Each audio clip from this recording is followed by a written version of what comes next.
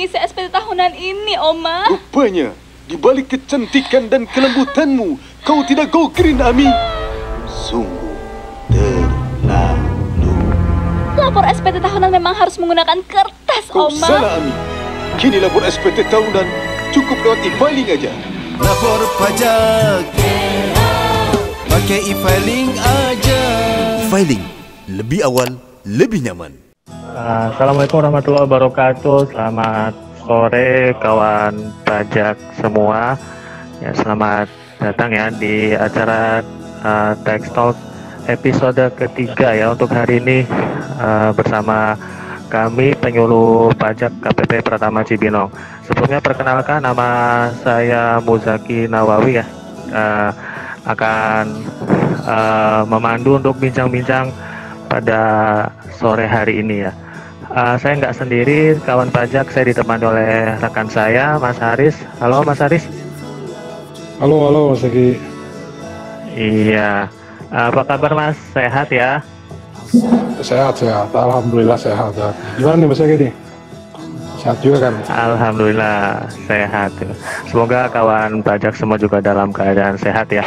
Oke, untuk tema pada sore hari ini kita bahas yang sedang hangat ya untuk pajak sendiri, yaitu tentang SPT tahunan orang pribadi.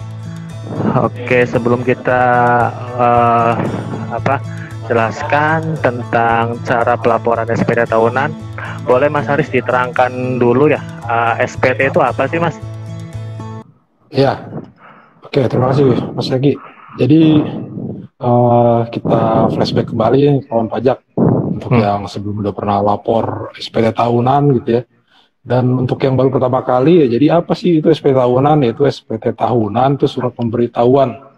Yang dalam hal ini untuk yang tahunan ya, yang fokus kita untuk orang pribadi. Jadi dalam setahun sekali untuk kita nih sebagai orang pribadi yang memiliki NPWP itu ada kewajiban nih, yaitu melaporkan SPT tahunan. Seperti itu kira-kira Mas Egi.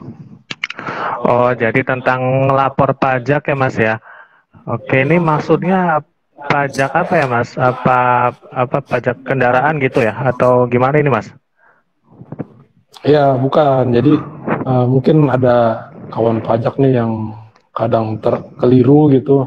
Ini pajak sama nggak sih nih sama pajak kendaraan atau pajak bangunan ya? Jadi perlu kami jelaskan ya. Jadi pajak nih terbagi dua garis besar kira-kira. Jadi ada pajak pusat dan daerah. Adapun untuk yang pajak yang ada di KPP kantor pelayanan pajak itu pajak pusat. Ya, jadi terkait PPH, PPN, atau pajak perkebunan, kehutanan, dan biaya materai itu masuknya ke pajak pusat. Adapun untuk seperti pajak daerah, itu kurang lebih seperti pajak kendaraan bermotor, atau pajak PBB, pajak reklame, pajak hotel, itu masuknya ke pajak daerah. Jadi bisa dibedakan nih, ada dua jenis pajak. Gitu Mas Agi. Oke, jadi pajak tuh banyak ya kawan pajak ya, ternyata ada pajak pusat dan pajak daerah. Nah, untuk pajak pusat ini diadministrasikan di KPP ya, begitu ya Mas ya. Nah, untuk SPT tahunan ini termasuk apa Mas? PPH apa PPN Mas? Ya, jadi untuk SPT tahunan yang sedang yang sedang rame-rame ini kita laporkan ini masuknya ke PPH, pajak penghasilan gitu Mas Egi. Oh, pajak penghasilan ya, berarti itu pajak dari penghasilan kita begitu ya Mas ya, selama setahun dilaporkan begitu ya Mas ya. Oke, terus siapa saja Mas yang wajib lapor SPT itu? Ya, jadi prinsip ya, jika kita sudah terpenuhi syarat subjektif dan objektif, itu kan wajib memiliki NPWP. Yang mana ketika kita sudah memiliki NPWP, itu udah timbul nih kewajiban untuk melaporkan SPT tahunan. Nah, jadi bagi kawan-kawan pajak sekalian nih yang sudah memiliki NPWP, itu sudah wajib nih lapor SPT tahunannya. Dan untuk orang pribadi ini paling telat di akhir bulan Maret ini, yaitu di akhir bulan ketiga ya setelah berakhirnya tahun pajak. Seperti itu Mas Eki. Oke, berarti intinya semua yang sudah ber-NPWP ya, jadi mungkin mengingatkan kembali ya kawan pajak kalau misal mungkin dulu pernah gitu ya Mas ya bikin NPWP gitu atas apa sih persyaratan kerja atau persyaratan kredit gitu ya. Tapi ternyata ada kewajiban setelah punya NPWP itu berarti ya Mas Aris ya, nggak asal bikin NPWP itu sudah aja gitu ya Mas ya. Ya betul. Jadi kadang disalahartikan nih, ada kawan pajak mungkin ada keperluan untuk ngambil kredit atau keperluan terkait apapun itu yang mengharuskan memiliki NPWP ya. Padahal kita nggak ada hubungannya dengan itu ya. Jadi ketika sudah mendaftarkan NPWP, sudah menjadi timbul nih kewajiban perpajakannya, yaitu minimal laporan SPT tahunan. Seperti itu Mas Yaki. Jadi walaupun misalkan tadinya hanya untuk urusan lain, dan ketika urusan lain tersebut misalkan tidak jadi, nah itu bukan jadi hilang nih kewajiban perpajakannya gitu. Jadi tetap timbul kewajiban yaitu lapor SPT tahunan gitu. Kecuali nah ini ada klausul juga misalnya kita tidak berpenghasilan nih, atau enggak saat kita apply kerja ternyata nggak lulus. Nah, itu bisa ngajuin permohonan non efektif ya, itu agar hilanglah kewajiban perpajakan kita. Seperti itu Mas Eki. Berarti intinya sih secara umum semua yang ber-NPWP itu wajib untuk lapor SPT gitu ya. Tetapi ada pengecualian ya, begitu ya Mas ya. Ini ini ada yang tanya nih di kolom chat ya, kalau misal si bapaknya ini sudah pensiun gitu ya, terus penghasilannya di bawah PTKP atau mungkin nggak sudah tidak berpenghasilan gitu ya, apakah itu masih wajib lapor SPT gitu Mas? Ya baik Mas Eki, jadi begini ya kawan pajak, kita ketika sudah pensiun atau penghasilannya di bawah PTKP, itu saat kita coba lapor e-filing pun akan muncul notif gitu ya, notifikasinya tidak wajib lapor SPT. Nah, terus ada lanjutannya, silakan mengajukan permohonan non efektif. Nah, jadi itu dikembalikan kepada kawan pajak sekalian nih. Jika memang masih ingin menggunakan NPWP-nya, itu silakan dilaporkan saja nih, itu tidak masalah. Cuma kalau memang sudah tidak kira-kira tidak membutuhkan NPWP lagi, tidak masalah juga, tinggal mengajukan permohonan non efektif agar tidak perlu lapor SPT di kemudian hari. Begitu kira-kira Mas Eki. Jadi mengajukan permohonan non efektif ya Mas, itu mengajukan ke KPP ya Mas ya, KPP terdaftar ya, gitu ya? Ya betul Mas Eki. Jadi ke KPP terdaftar, ada permohonannya, nanti diteliti oleh penelitinya. Seperti itu kira-kira. Gitu. Iya kawan pajak, jadi kalau misal kawan pajak penghasilannya di bawah PTKP, penghasilan tidak kena pajak, misal untuk TK 0 itu 54 juta, misal kalau penghasilan di bawah 54 juta, ajukan saja permohonan non efektif ke KPP terdaftar ya, agar tidak ada kewajiban untuk lapor SPT gitu ya Mas. Nah, ini untuk penghasilannya yang di atas PTKP nih Mas, yang wajib lapor SPT, itu batas akhirnya itu kapan Mas? Mungkin bisa diingatkan kembali ya, walaupun mungkin sudah banyak yang tahu gitu Mas. Ya, jadi batas terakhir untuk laporan SPT itu di akhir bulan ketiga setelah tahun pajak berakhir, yaitu akhir bulan Maret ini nih. Jadi udah tinggal besok ya Mas jadi. Tinggal besok ya. Di besok nih terakhir lapornya. Gitu kira-kira Mas. Oke. Ini kalau misal tinggal besok ya berarti yang orang pribadi ya. Kalau badan masih 1 bulan lagi ya Mas ya. Ya, kalau misal nggak lapor nih atau terlambat, itu ada konsekuensinya nggak Mas dari pajak atau dari negara Mas? Ya, jadi berdasarkan Undang-Undang KUP, jika kita telat atau tidak lapor SPT, itu menimbulkan potensi sanksi denda ya. Kalau untuk orang pribadi itu sebesar 100.000, dan untuk badan itu 1 juta. Itu atas telat atau tidak lapor SPT-nya. Seperti itu. Makanya jangan sampai telat nih, kalau untuk orang pribadi kan besok nih terakhir nih. Itu harus cepat-cepat dilaporkan. Gitu ya. Itu oke. Berarti ini kalau cara lapornya berarti bisa ini ya manual atau e-filing ya Mas ya. Terus ini ada pertanyaan juga ini. Mungkin kita kan sebagai karyawan sudah dipotong pajak ya Mas dari perusahaan, dan perusahaan juga kan mungkin sudah lapor juga nih SPT PPh 21-nya ya. Terus pertanyaannya kenapa sih kita sebagai karyawannya sendiri itu masih wajib lapor SPT gitu Mas, sedangkan kan pajaknya kan udah dipotong, udah nggak ada pajak yang dibayar sendiri lagi. Itu untuk karyawan ya Mas ya. Gimana itu Mas? Ya, ya betul Mas. Jadi memang kalau untuk pemberi kerja ya atau kantor tempat kita bekerja, itu kewajiban mereka yaitu memotong atas penghasilan yang kita dapat. Nah, lalu ada kewajiban pelaporan SPT tahunan, itu letaknya di mana? Letaknya di pribadi itu sendiri ya, itu di kawan pajak sekalian nih yang kerja di kantor tersebut gitu. Lagi pula bila mana misal ada nih mungkin bagian tax staff-nya di kantor Bapak Ibu sekalian, mereka laporin atas SPT karyawan-karyawannya, atau dari mana mereka kan atas penghasilan lain mungkin dari sumber selain pekerja di kantor tersebut, atau atas lampiran hartanya atau hutangnya, itu kan yang tahu hanya kawan pajak sekalian nih gitu. Jadi makanya memang kewajiban lapor SPT itu letaknya di pemilik NPWP tersebut, begitu kira-kira Mas. Oh ya, berarti mungkin saja Mas ya, misal kita sebagai karyawan kan pajaknya udah dipotong perusahaan padahal kita punya usaha misal jualan online gitu ya Mas ya, yang pajaknya belum dilaporkan sama perusahaan, makanya kita tetap wajib lapor pajak gitu ya Mas ya. Oke, ya benar juga sih. Oke, kalau untuk cara pelaporannya sendiri gimana Mas SPT ini?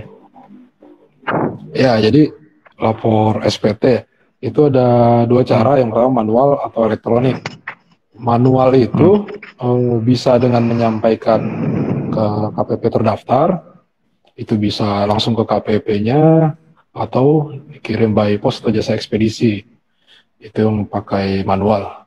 Lalu yang kedua nih elektronik, itu yang sering kita dengar e-filing atau e-form. Nah itu bisa di mana saja selama kita memiliki e-fin gitu. Ini nih mungkin yang sedang ramai orang e-fin gitu ya Mas Egi.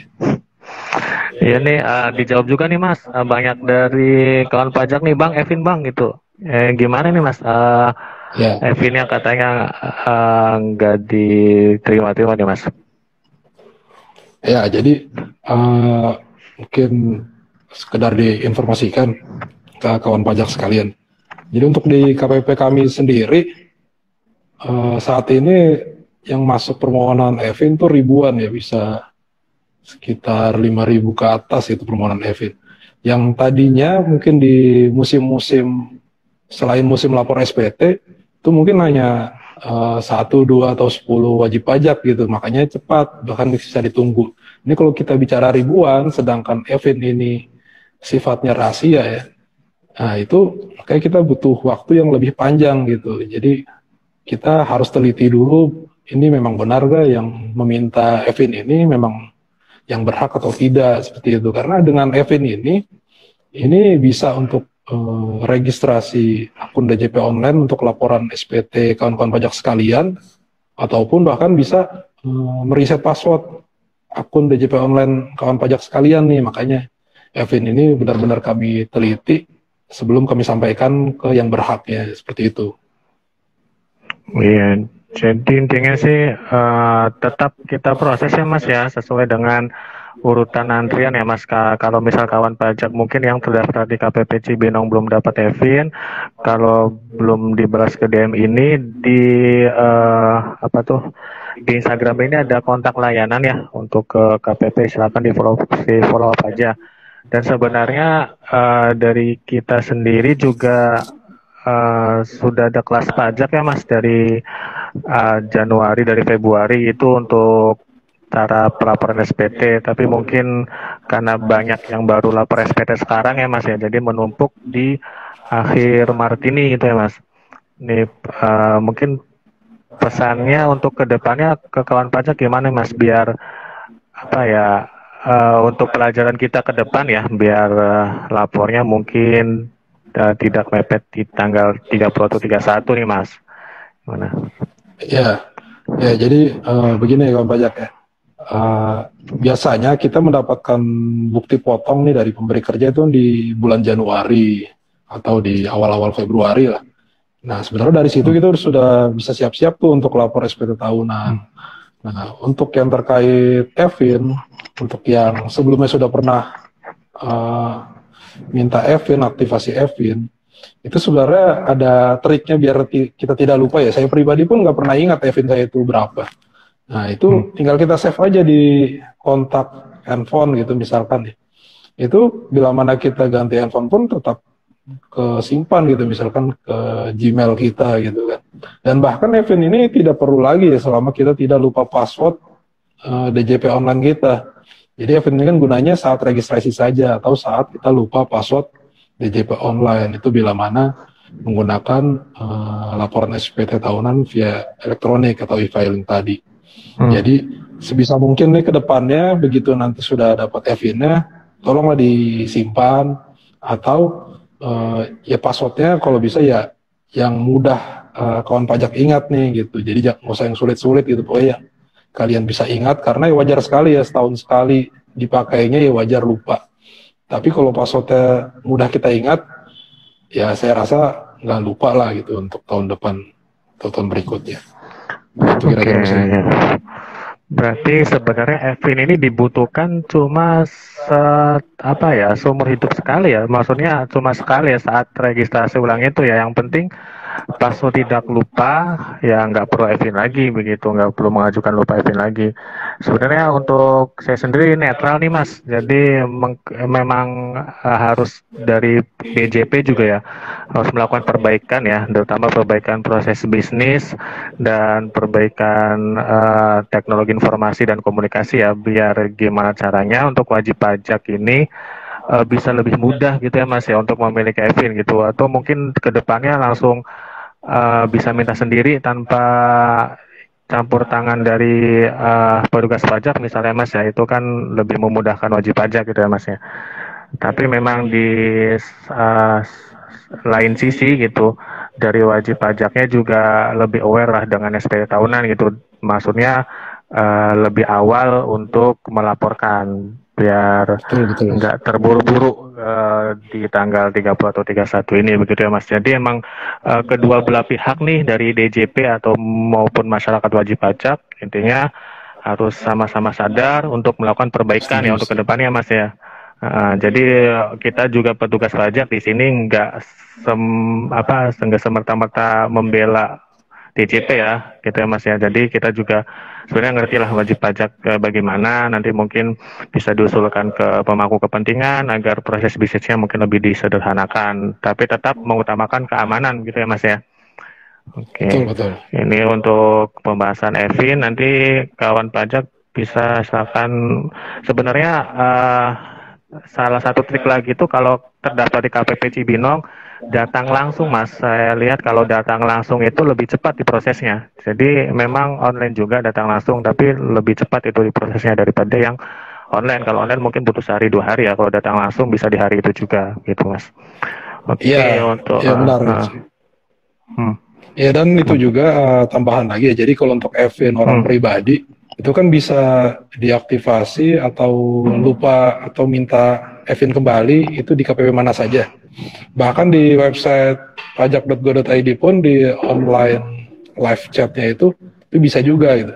Jadi bila mana nih ada kawan pajak sekalian sampai saat ini belum menerima nih Evin ya, itu bisa coba alternatif lain, mungkin ke KPP mana lain atau ke website pajak.go.id. Di samping memang di KPP kami pun sampai saat ini pun masih berusaha menyelesaikan permohonan Evin yang masuk.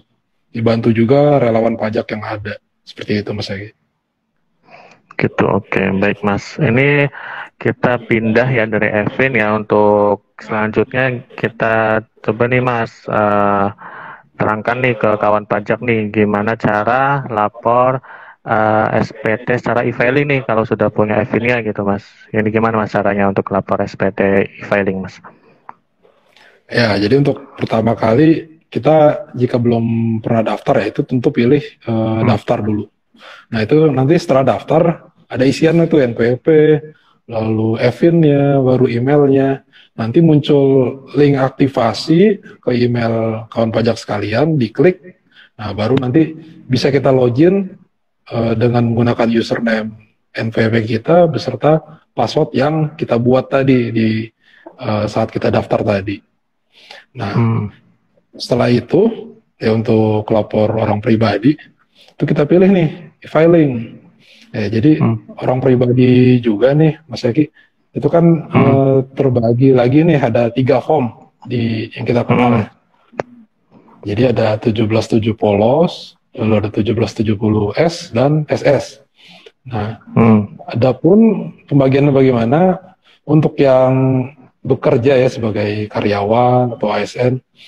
Nah itu jika kita penghasilan dalam setahun di bawah 60 juta, itu kita menggunakan formulir 1770 SS. Dan untuk yang di atas 60 juta dalam setahun, itu menggunakan formulir 1770 S. Dan selain itu, bila mana bukan bekerja ya, misalkan usaha atau kerja bebas, itu menggunakan 1770 polos. Begitu kira-kira Mas Eki untuk formulirnya. Oke, berarti ada 3 formulir ya kawan pajak ya.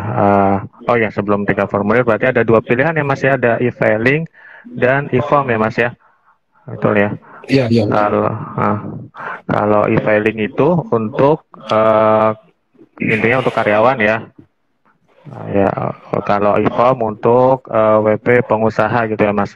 Ini tadi kan kalau tadi jelasin e-filing ya, kalau untuk e-form sendiri untuk WP pengusaha itu bisa dijelaskan Mas, dibayangkan misal, walaupun ini nggak praktek langsung ya, bisa kawan pajak bayangkan mungkin cara pengisiannya gimana itu Mas, kalau yang untuk e-form, untuk WP pengusaha gitu Mas. Ya, misalkan kawan pajaknya ada yang mempunyai usaha online kayak gitu kan. Terus tarif kita kan masih menggunakan PP 23 ya untuk orang pribadi ini yang 0,5% dari omset. Nah itu saat kita masuk ke e-filing, masuk ke DJP online, terus kita pilih lapor. Nah itu kan nanti munculnya ada pertanyaan. Yang paling pertama tuh pertanyaannya apakah Anda menjalankan usaha atau pekerjaan bebas? Itu kita pilih iya ya. Setelah kita pilih iya, langsung otomatis tuh keluar formnya 1770. Nah langsung aja kita download itu 1770 itu setelah kita pilih tahun pajak yang ingin kita laporkan ya. Nah hanya saja downloadan e-form itu baru kita bisa buka setelah kita install namanya Adobe Reader yang 32 bit. Jadi bisa kawan pajak sekalian cari installer itu, ataupun ada juga di website pajak.go.id pun ada juga tuh installer Adobe Reader 32 bit itu. Baru bisa kita buka e-formnya dan kita isi. Kira-kira seperti itu Mas Eki. Oke, terus kalau misal kawan pajak nih masih bingung nih Mas cara ngisinya ya, karena mungkin pertama kali gitu, gimana Mas? Ada cara yang lebih memudahkan enggak gitu Mas? Ya, jadi sebenarnya kalau kita coba cek ya tutorial di YouTube tuh udah banyak ya, entah dari Ditjen Pajak RI atau dari teman-teman penyuluh se-Indonesia atau bahkan ya wajib pajak lain yang memang sudah mengerti, mereka ada juga bikin tutorialnya gitu. Cuma ya simpelnya kalau misalkan untuk karyawan ketika kita sudah tahu nih kita menggunakan formulir 1770S atau SS, itu tinggal kita samakan saja dengan bukti potong yang kita dapat nih dari pemberi kerja. Karena pertanyaan apa yang ada di formulir itu pasti ada di bukti potongnya. Jadi kita samain saja di bukti potongnya. Dan harusnya untuk karyawan itu nihil ya, tidak lebih bayar gitu. Dan jadi ada kemungkinan jika nanti hasil akhirnya lebih bayar, kemungkinan ada salah pengisian tuh. Paling sering kami temukan misalkan di status PTKP-nya gitu. Jadi di bukti potong PTKP-nya K0, cuma karena si misalkan kawan pajak nih merasa, oh saya udah punya tanggungan nih 1 terus sudah punya anak, ya diubahlah status jadi K1, padahal di bukti potongnya K0. Nah, harusnya kita samakan dengan bukti potongnya. Adapun terkait perubahan status itu silakan hubungi ke bagian HRD atau tax staff di kantor Bapak Ibu sekalian agar diubah nih nanti bukti potong ke depannya sesuai status yang sebenarnya gitu. Kurang lebih seperti itu ya untuk karyawan. Nah, adapun kalau untuk yang usaha usaha intinya tuh kita ngisi kelampiran finalnya saja. Lampiran final di situ kita isi ini peredaran bruto kita selama setahun berapa, baru PPh yang kita setorkan itu 0,5% dari bruto kita tadi. Ya sudah, langsung kita submit, dan sebelum submit itu kita lengkapi nih rekapan peredaran usaha kita selama setahun. Nah, hanya itu saja sih kira-kira kalau untuk yang pengusaha ya, yang hanya usaha saja. Seperti itu kira-kira Mas Egi. Oke Mas, ini mungkin kita terakhir ya bacakan beberapa pertanyaan ya Mas ya. Dari Bapak Ikrom Amal. Mohon maaf Pak, saya mau bertanya jika saya punya NPWP dan Evin. Ini mohon maaf saya kurang mengerti pertanyaannya, tapi ini semengerti saya Pak ya. Saya kerja bebas, lalu saya perlu tidak melaporkan SPT tahunan. Jadi si bapaknya ini, terus si masnya ini punya NPWP, terus dia melakukan pekerjaan bebas. Itu perlu lapor SPT tahunan nggak Mas? Ya, tetap lapor SPT tahunan. Jadi kan pekerjaan bebasnya nih apa dulu nih? Pekerjaan bebas kita tentuin dulu apa. Nah, lalu kita dapat bukti potongnya seperti apa gitu kan. Nah, nanti kita laporkannya pakai e-form 1770 polos ya. Nah, untuk pekerja bebas ini kita kenal menggunakan norma penghitungan neto. Nah, jadi kita sesuaikan lagi nih sesuai pekerjaan bebas yang kita alami gitu ya. Ini masuknya ke tarif mana? Nanti untuk menyesuaikan norma yang kita pakai apa? Seperti itu kira-kira Mas Egi. Jadi tetap lapor intinya. Oke, baik ya Mas. Mungkin untuk wajib pajak dari kami, kalau misal masih ada kurang mengerti tentang cara pengisian SPT, kawan pajak bisa cari di YouTube ya, di YouTube Ditjen Pajak ada, atau di YouTube KPP Cibinong ada, atau di YouTube beberapa KPP se-Indonesia juga ada ya. Atau bahkan tadi Mas Ari juga bilang di YouTube juga untuk wajib pajak yang buat tutorial YouTube juga banyak, itu bisa dicari di situ. Ya, atau misal kalau banyak ya, atau ini Mas, ada nomor kontak layanan nggak sih Mas ke KPP Cibinong sendiri Mas? Ada. Jadi kami juga ada WA konsultasi ya, jika kawan pajak sekalian belum tahu itu bisa cek di bio Instagram kami, situ ada untuk WhatsApp konsultasi atau WA helpdesk KPP Cibinong. Itu bisa tanya-tanya ke situ, kalau ada yang kebingungan bisa situ. Paling nanti disertai screenshot errornya atau bingungnya di sebelah mana. Gitu sih paling. Iya, baik. Kalau ini tinggal besok ya Mas untuk orang pribadi. Kalau misal datang untuk KPP Cibinong nih Mas, kalau datang ke KPP Cibinong langsung bisa nggak itu Mas dibantu untuk lapor SPT-nya? Bisa. Jadi untuk yang KPP Cibinong ya bisa datang juga ke KPP. Jika memang masih bingung nih, udah lihat-lihat tutorial masih bingung, boleh datang ke KPP, ada Satgas SPT yang siap membantu kawan-kawan sekalian. Hanya saja memang perlu dimaklumi ya, karena memang sudah akhir-akhir, itu kemungkinan memang ramai. Hari ini pun, beberapa hari ini pun KPP sedang ramai. Jadi sebisa mungkin lah kita coba lihat tutorialnya, coba sendiri dulu atau melalui WA konsultasi. Kalau memang sudah kepepet tidak bisa ya ke kantor pun sudah siap Satgas SPT dari KPP Cibinong. Begitu kira-kira Mas Egi. Oke, berarti untuk kawan pajak untuk konsultasi SPT sendiri tidak memerlukan antrian kunjung pajak ya Mas ya, karena ini memang mendesak ya Mas ya. Tapi ya begitulah, karena akhir jadi ramai, jadi mungkin ke kawan pajak perhatikan juga yang untuk protokol kesehatan ya Mas ya. Oke, mungkin ya. Ini untuk terakhir Mas, ada pesan gak nih Mas dari Mas Haris untuk kawan pajak, khususnya WP Cibinong ya Mas? Ya, untuk kawan pajak sekalian, untuk wajib pajak KPP Cibinong ya. Jadi pesan kami sih dari tahun ke tahun mungkin ya. Jadi sebisa mungkin ya lapor SPT tepat waktu, atau bahkan di awal-awal gitu ya, untuk menghindari menghindari mungkin resiko jaringan error atau ramai atau apapun itu gitu. Jadi lebih awal pasti lebih nyaman, dan turut mensukseskan juga program pemerintah, dalam hal ini lapor SPT tepat waktu ya. Kurang lebih seperti itu Mas Zaki. Oke, baik kawan pajak, mungkin sekian ya untuk bincang-bincang pajak sore hari ini. Terima kasih atas perhatiannya. Mohon maaf apabila ada dari kami banyak kesalahan. Selamat melanjutkan aktivitas. Assalamualaikum warahmatullahi wabarakatuh. Waalaikumsalam warahmatullahi wabarakatuh. Zaman sekarang, apapun bisa kita dapatkan melalui sentuhan jari kita.